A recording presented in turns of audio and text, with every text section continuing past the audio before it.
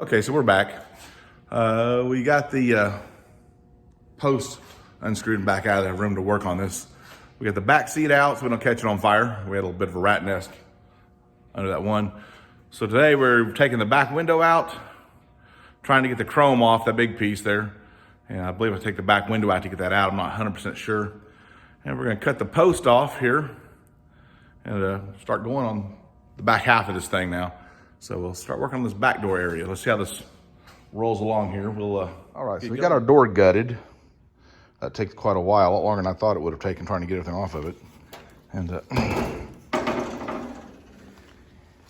yeah, I know I got the handle left on it. I'm leaving that on there because it sure makes it a whole lot easier carrying that thing around and installing it and fitting it so far. So I'm leaving that handle on to the very last thing. Got our post out, got our window, little post out there hacked out. I was trying to figure out where to cut this versus the door. And we come up with the idea of doing a string. And we put the post in there, mark our line, and that gives us a reference point where to cut the post. And then we will install the door in there without the post and make that line on the door so we know where to cut both pieces. So we'll see how the string situation works. May work really good, may not work at all. We'll find out here in just a few minutes. Well, we'll mark that as soon as I quit swinging down there. We'll mark that's where we're gonna cut this piece, and then we'll stick the door up there. And there's where we're gonna cut the four-door door. So hopefully we're close enough to weld these two together. I'm not sure if I'm gonna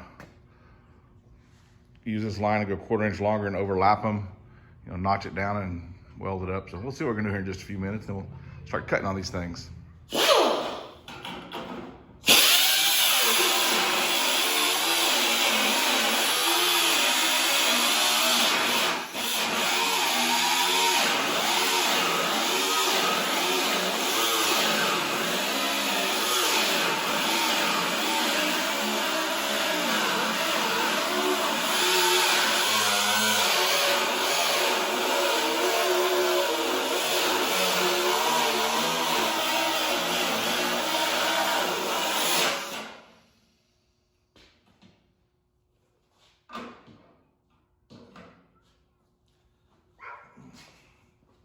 Show you what's going on here.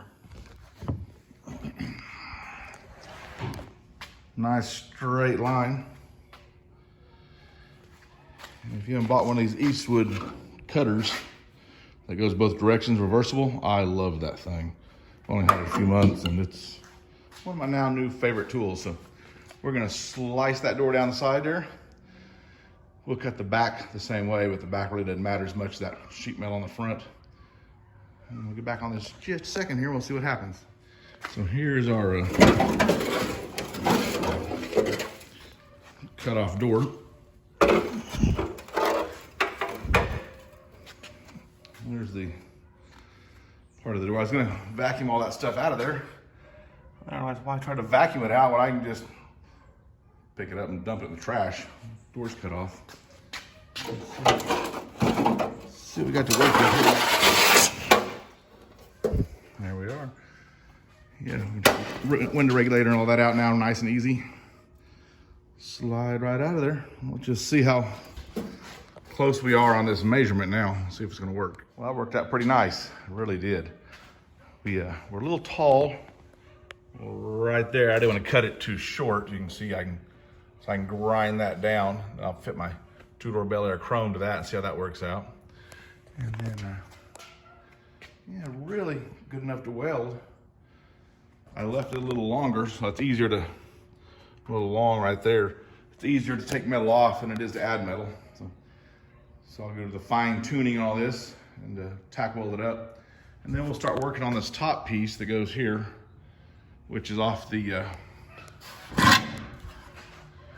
original door. That piece fits in there. So that'll be the next thing we start on.